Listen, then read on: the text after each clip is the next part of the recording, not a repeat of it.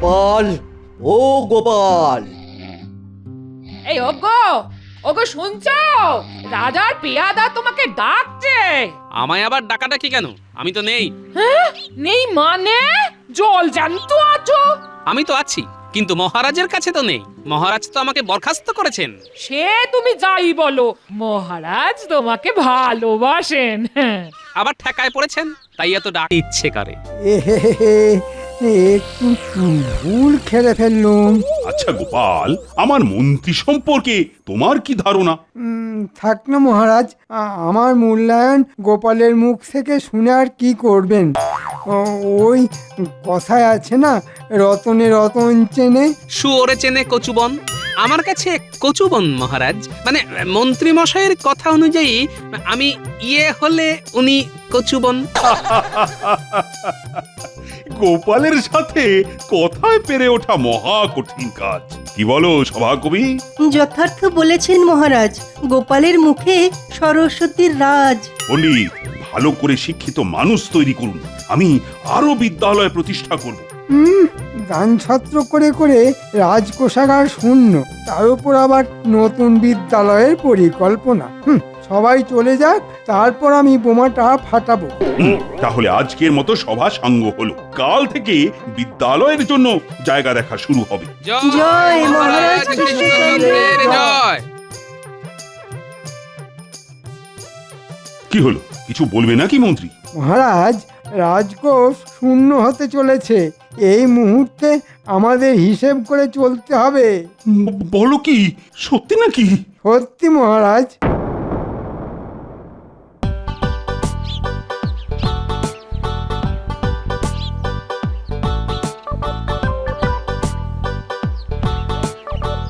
তাহলে পণ্ডিত মশাই, আপনার তো দায়িত্ব বাড়লো, কি করে সামাল দেবেন? আজ একজন ভালো শিক্ষিত যুবককে নতুন বিদ্যালয়ের দায়িত্ব দেবো, আমার ছাত্র। তবে তো কথাই নেই, আমাদের এই রাজ্যে অশিক্ষা থাকবে না।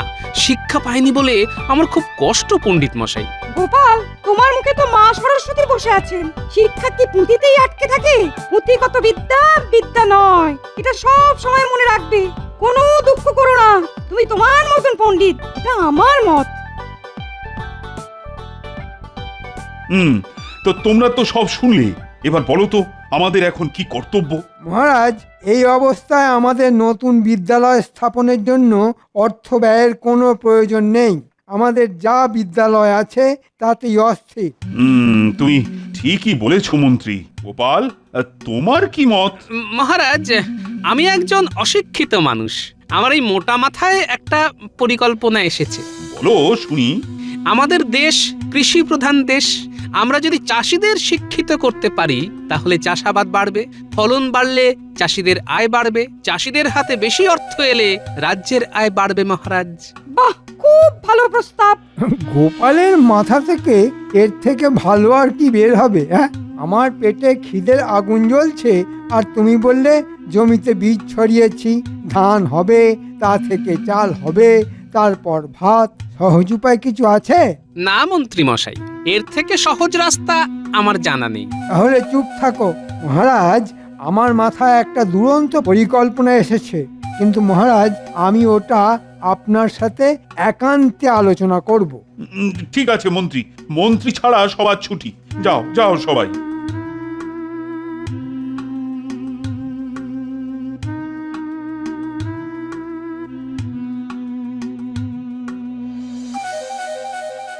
বলো। মহারাজ, রাজ অনুগ্রহে আর কিছুই হবে না। আমাদের বিদ্যালয়ে যে সমস্ত ছাত্রদের পণ্ডিত বিনা পয়সায় পড়ায়, সেই সব ছাত্রদের শিক্ষার জন্য মূল্য দিতে হবে। মানে? শিক্ষা এবার থেকে কিনতে হবে। অনেক হয়েছে রাজ অনুগ্রহ, আপনি সবার জন্য করেছেন, কিন্তু এই বিপদের সময় আপনার পাশে এক আমি ছাড়া আর কে আছে? সবই তো বুঝলাম, কিন্তু শিক্ষার জন্য মূল্য, এটা শুনতে কিন্তু ভীষণ খারাপ লাগছে মন্ত্রী। মহারাজকে একটু তোল্লা দিতে হবে। মহারাজ, আপনার মনটা খুব নরম। আপনি ভাবুন, আপনি কতজনের জন্য কত কিছু করেছেন, সবাইকে শুধু দিয়েই গেছেন, এবার তো চাইতে হবে। ছাত্র পিছু 100 মোহর, আর তার থেকে প্রতি ছাত্র 10 মোহর আমি নেব। মহারাজ, প্রতিদিন রাজকোষে কত টাকা ঢুকছে আন্দাজ করতে পারেন? হ্যাঁ, কত কত? অনেক অনেক। 1 মাসের মধ্যে রাজকোষ পূর্ণ। বেশ, তবে তাই হোক। কাল থেকেই বিদ্যালয়ে কর লাগু ঘোষণা করে দাও। যথাজ্ঞা মহারাজ। ছাত্র পিছু 10 মোহর। হ্যাঁ, এবার শুধু পথের কাঁটা গোপালটাকে সরাতে হবে।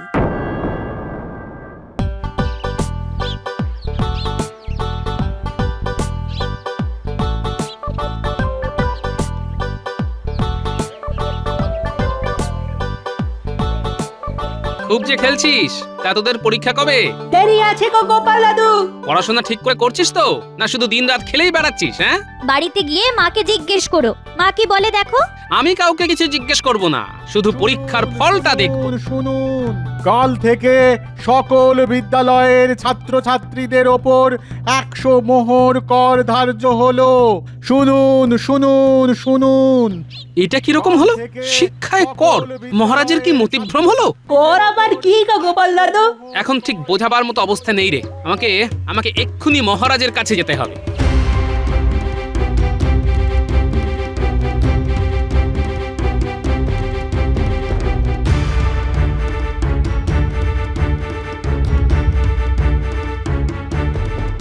মন্ত্রীমশাই, শিক্ষায় কর, এটা মহারাজ কি করলেন? মহারাজের বুদ্ধি তোমার থেকে অনেক গুণ বেশি, সেটা কি তুমি জানো না? হ্যাঁ, মাঝে মাঝে মহারাজের কাজকর্ম দেখে আমার তা মনে হয় না। তুমি কি বলতে চাইছো? মহারাজ বোকা? ওটা আপনি বললেন, বুদ্ধির কথা আপনি তুললেন। তুমি একজন রাজ কর্মচারী হয়ে রাজার আদেশ অমান্য করছো।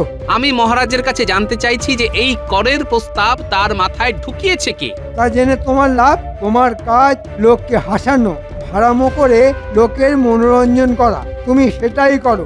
আমাদের কাজ আমাদের করতে দাও। রাজ্য চালানো অতি কঠিন কাজ, ওটা চালাতে বুদ্ধি লাগে।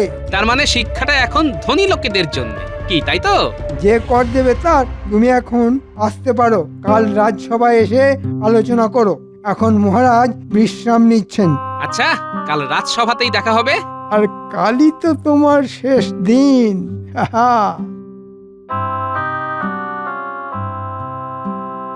মহারাজ, আমার একটা প্রশ্ন আছে। প্রশ্ন বলো শুনি। এখন থেকে বিদ্যালয়ে পড়তে গেলে 100টা মোহর কর দিতে হবে? হ্যাঁ গোপাল, আসলে রাজকোষের অবস্থা তো খুবই সঙ্গীন। তাই রাজকোষে অর্থ না এলে উন্নয়ন যে থমকে যাবে। আমি মানলাম মহারাজ, রাজ্যের উন্নতির জন্য অর্থের প্রয়োজন, কিন্তু প্রাথমিক শিক্ষাটুকুর জন্য কর, এটা মানা যাচ্ছে না মহারাজ। তোমার মানা না মানাতে কিছু যায় আসে না। মহারাজ আদেশ দিয়েছেন এবং আমাদের সবাইকে মানতে হবে। মহারাজ, আমি করজোড়ে অনুরোধ করছি, এই আদেশ আপনি প্রত্যাহার করুন, না হলে রাজ্যে অশান্তি দেখা দেবে মহারাজ। গোপাল কি হুমকি দিচ্ছে? গোপাল, তুমি কি হুমকি দিচ্ছ? গোপাল, তুমি মহারাজের আদেশ না মেনে অত্যন্ত অন্যায় করছো। মন্ত্রীমশাই, আপনার ন্যায় অন্যায় নিয়ে আপনি থাকুন। আমার জাগ্রত বিবেক যা বলবে আমি তাই করব, আর আমি হুমকি দিচ্ছি না, আমি সতর্ক করছি। মহারাজ, সতর্ক হন, এখনো সময় আছে। গোপাল, তোমার কথায় কিন্তু আমি বিদ্রোহের গন্ধ পাচ্ছি। আমি চাই না এই কথা নিয়ে আর কোনো আলোচনা হোক। আমার সিদ্ধান্তই চূড়ান্ত। তোমার যদি আমার আদেশ মানতে অসুবিধে হয় তাহলে আসতে পারো। এই দিনটার জন্য কতদিন অপেক্ষা করেছি, আজ সফল হলো। আমি চললাম মহারাজ। আজকের পর থেকে আমি তোমার মুখ দর্শন করব না।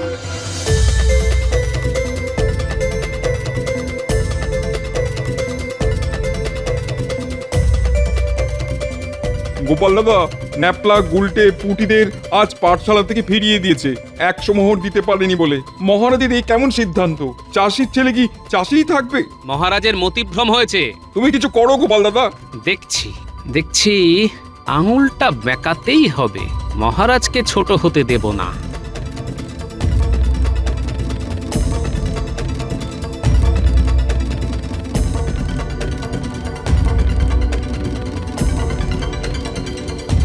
এই সংবাদ শোনালে দূত?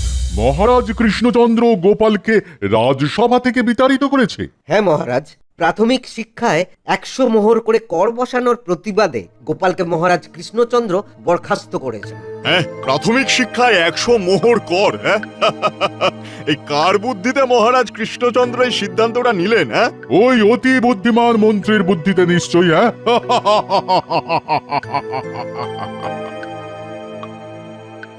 বিজ্ঞানী, একটা কিছু উপায় বার করুন, গরিব চাষির ছেলে মেয়েগুলো যাতে পড়তে পারে।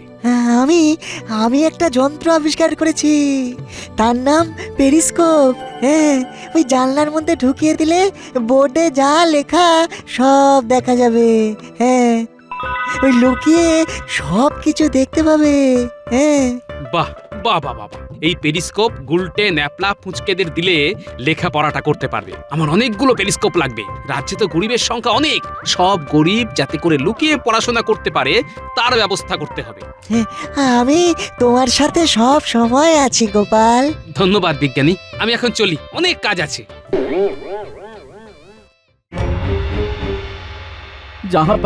জাহাপানা লোক মুখে খবর পেলাম যে মহারাজা কৃষ্ণচন্দ্র শিক্ষার উপর নাকি ছাত্র প্রতি 100 মোহর কর ধার্য করেছে।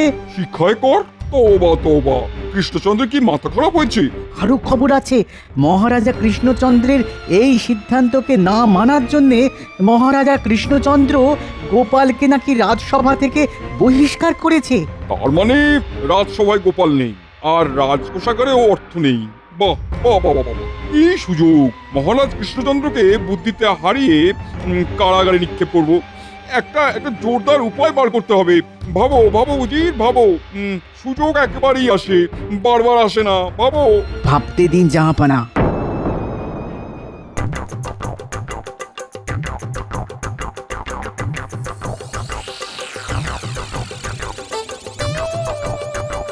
পেরিস্কোপটা দিয়ে ঠিকঠাক পড়তে পারছিস তো গুলটে? হ্যাঁ গো গোপাল দাদু, এই দেখো না, পণ্ডিত মশাই যা যা লিখছেন তা সবটা খাতায় লিখছি। বাহ, কষ্ট করে যা শিখবি তা কখনো ভুলবি না। মন দিয়ে পড়, তোরা আমার বানর সেনা, যুদ্ধে নেমেছি, এ যুদ্ধে জিততেই হবে। কি কিছু ভাবলে উজির? ভেবেছি জাহাপানা। বলো বলো শুনি। বাহ বাহ বাহ, ক্যা বাত ক্যা বাত! বাহ উজির, দারুণ ভেবেছো। যদি কৃষ্ণচন্দ্র পারে ভালো, না পারলে কারাগারে। গোপাল নেই তখন আশা না করাই ভালো। দেখি কৃষ্ণচন্দ্র, তুমি এবার কিভাবে বাঁচো। মহারাজ, মুর্শিদাবাদ থেকে নবাবের দূত এসেছে। কি কি মুশকিল! আবার নবাব এলো কেন? নবাব মানেই তো কিছু কুটকচালি। ঘাবড়াবেন না মহারাজ, আমি আছি তো। দেখি না নবাব কি বলতে চায়। রক্ষী, যাও নবাবের দূতকে ডেকে আনো। ভয় বুক দুরু দুরু, হবে শেষ না শুরু? মহারাজ কৃষ্ণচন্দ্রের জয় হোক। কি সংবাদ? নবাব একটা উপহার পাঠিয়েছেন আপনার জন্য। উপহার? বলো কি? এই যে দেখি জলে ভাসে শিলা। জানি না বাবা, নবাবের কি লীলা। আহা, শুনি না। বলো বলো দুধ। আছে একটা হীরের ঘট, আর আছে একটা ধাঁধা। সমাধান করতে পারলেই হীরের ঘট পাবেন, আর সমাধান করতে না পারলে রাজা যাবেন কারাগারে। আমি জানতাম। ও মন্ত্রী! আহা মহারাজ, অত উতলা হবেন না। আগে তো শুনি কি ধাঁধা। দূত, তুমি বলো। এই সেই বাক্স, তালা দেওয়া, চাবি হলো গিয়ে একটা ধাঁধা। 3 দিন সময় পাবেন ধাঁধাটা সমাধানের। ধাঁধাটা তাহলে পড়ি। পড়ো। সমাধান করো প্রশ্নবাণের, দেখো নেত্র দিয়ে, মন দিয়ে উত্তর ভাবো কোনো দিকে না গিয়ে। 4টে অঙ্ক মিললে তবেই খুলবে তালার জট, বাক্সের ভেতরে খুঁজে পাবে চিঠি আর হীরের ঘট। ওরে বাবা, এ তো শুধু ধাঁধা নয়, একেবারে গোলক ধাঁধা। ও সভাকবি, তুমি তো কবিতা লেখো। তা এই ধাঁধাটার সমাধান করে আমাকে বাঁচাও। মহারাজ, আমি তো কবিতা লিখি, ধাঁধা তো লিখি না। তাও তো বটে, তবে উপায়? আমি তো আছি মহারাজ, 3 দিন সময় আছে। ও আমি ঠিক বার করে নেব। একটু মাথা ঠান্ডা করে বসতে হবে। আজকের মতো সভা শেষ।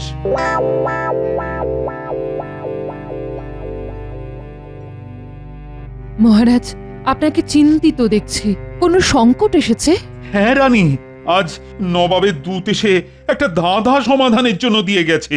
বলেছে সমাধান করলে হীরের ঘট পাবো, আর না পারলে কারাগারে যাব। শক্ত ধাঁধা। ও, রাজসভায় কেউ পারেনি। কেন গোপাল? গোপাল পারেনি? হ্যাঁ, মানে তোমাকে তো অনেক কিছু বলা হয়নি। মানে গোপালকে আমি বরখাস্ত করেছি। সর্বনাশ! সে কি? কেন? সে অনেক কথা, এখন এ কথা বলার মতো মনের অবস্থা আমার নেই। সে আপনি যাই করুন, আমার মনে হয় এই বিপদ থেকে আপনাকে উদ্ধার করতে পারে একমাত্র গোপাল।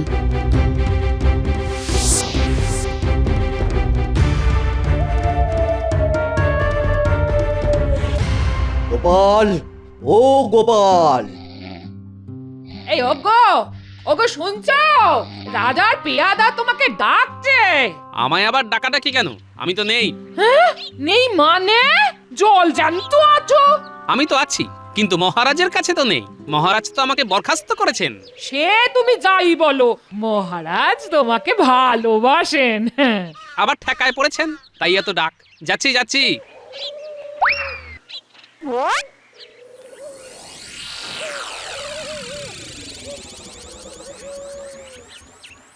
বলো ভাই, কি ব্যাপার? এত ডাকছো কেন? মহারাজের জরুরি তলব, এক্ষুনি যেতে হবে। তুমি এগো, আমি আসছি। যাই দেখি মহারাজ আবার কি বিপদে পড়লেন। ঠাকুর, ঠাকুর একটু মুখ তুলে চাও। ঠাকুর, দুর্গা দুর্গা দুর্গা দুর্গা, জয় মা, মানুষটাকে একটু দেখো মা। জয় মা, জয় মা। এটা আপনি কি করলেন মহারাজ? ওই রাজদ্রোহী গোপালকে আবার ডাকলেন? সাধ করে কি আর ডেকেছি?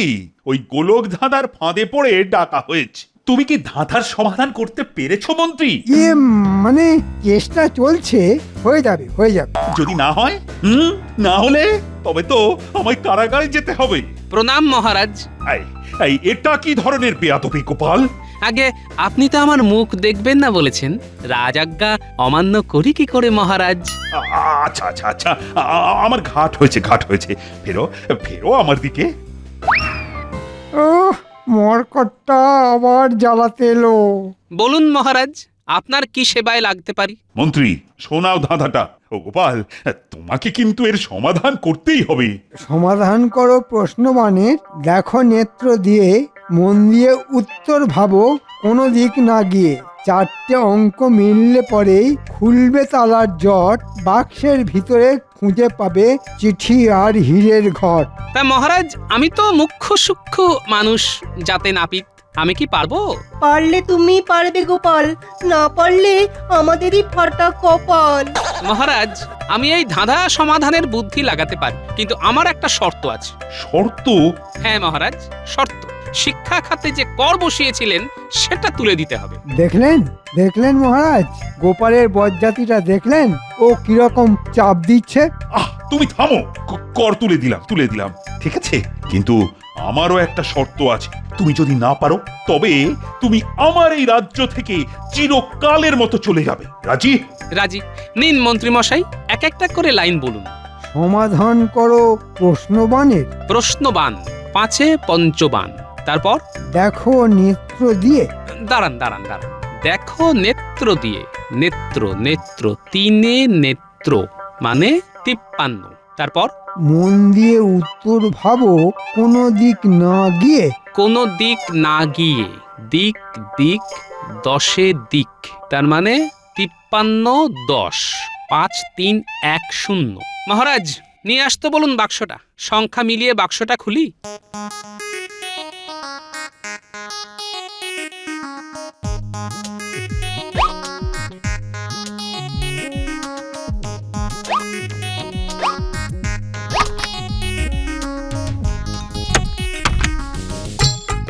সাবাস গোপাল, সাবাস। আমি জানতাম পারলে তুমি পারবে। জয় হে গোপাল বাহাদুর, তুমি বিনা কিভাবে হবে লজ্জা দূর। কি বলেছিলাম গোপাল? তুমি মহাপণ্ডিত, পুঁথিগত বিদ্যাটাই সব নয়। আমি তোমার পাণ্ডিত্যকে প্রণাম করি। পণ্ডিত মশাই, আমাকে এভাবে বলবেন না। আমি খুব লজ্জা পাই। আমি যা কিছু করি আপনাদের থেকে শুনে দেখে শিখে করি। মহারাজ, আমার কাজ শেষ, এবার আমাকে বিদায় দিন। আর এই নবাব বাহাদুরের চিঠিটা কাউকে দিয়ে পড়িয়ে নিন। মন্ত্রীমশাই, এটা নবাবের চিঠি, একটু পড়ে শোনান না মহারাজকে। আমি তো মুখ্য সূক্ষ্ম মানুষ, কি পড়তে কি পড়বো। পড়ো পড়ো মন্ত্রী, শুনি নবাব বাহাদুর চিঠিতে কি লিখেছেন। কৃষ্ণচন্দ্র, গুপ্তচর মারফত জানতে পেরেছি যে তোমার রাজকোষাগার প্রায় শূন্য, তাই একটা বুদ্ধির পরীক্ষা দিলাম। সমাধান করতে পেরেছো? তাই এই ঘট ভর্তি হিরে তোমার রাজকোষে রইল। না পারলে তোমাকে কারাগারে যেতে হতো। বুদ্ধি যার, জয় তার। এ সবই হলো গোপালের জন্য। গোপাল, তুমি এই কৃষ্ণনগর ছেড়ে কোথায় যাবে? তুমি আমার রাজসভার একটা রত্ন। আর সংসারে থাকলে মান অভিমান হয়, অভিমান হলে কেউ কি সংসার ছেড়ে চলে যায়? থাকতে পারি মহারাজ, একটা শর্তে। আবার শর্ত? বলো বলো শুনি। নতুন বিদ্যালয় স্থাপন করতে হবে মহারাজ। তথাস্তু। জয় জয় গোপালের জয়, জয় গোপালের জয়। মন্ত্রী, এতদিন ধরে যা মোহর তুমি আমাকে ভুল পথে চালিয়ে উপার্জন করেছিলে, সেই সব মোহর তুমি রাজকোষে জমা দেবে। কিছু তো খরচ হয়ে গেছে মহারাজ। আমিও সব জানি না। পুরো মোহর হিসেব করে রাজকোষে জমা দেবে 3 দিনের মধ্যে। এটা আমার আদেশ। তাহলে সেই গোপালই কৃষ্ণচন্দ্রকে বাঁচালো। আবার আমরা হেরে গেলাম জাহাপানা। উজির, এই হারাতে আনন্দ আছে, দুঃখ নেই। যার গোপাল আছে তার সব আছে।